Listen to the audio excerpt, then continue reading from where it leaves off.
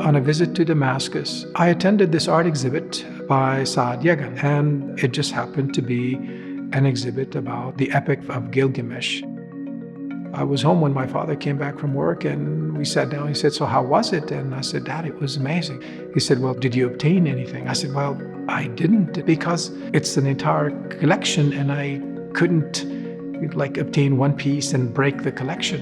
He said, "You go back and you obtain the whole thing." So the very next day I went back and Saad was there, and I said, "Saad, I'm here because I would like to acquire the entire collection. I know that CGU has a unique appreciation for art and has programs that are designed to educate and produce museum curators. And so it made sense for us to gift this art collection to CGU." We sort of started out looking at the Gilgamesh narrative as a whole and looking at the actual myth. And then after we'd all read that, we jumped into the artwork by Saad Yagan. And then after that, we had speakers come into the class to give us different aspects of Syrian culture and how Gilgamesh related to it, as well as the greater narrative of Gilgamesh in the world.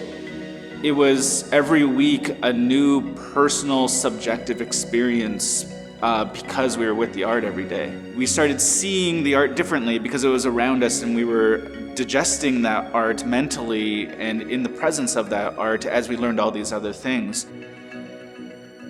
As a writer, I'm really interested in looking at how materials, especially epics, can be adapted into new forms of art. And the Gilgamesh exhibit demonstrates transferring ancient epic narrative into a modern art form. The Gilgamesh exhibit is a vibrant collection of colors as well as black and whites. We focus on Yagan's interpretation of Gilgamesh as kind of a universal theme of fraternity as well as struggling and coping with death. It's a reminder that deep inside we have so much more in common as human beings than we have differences. I saw Saad Yagan's art glorified. People on the other side of the globe from him care and love his work and feel something when they see his work.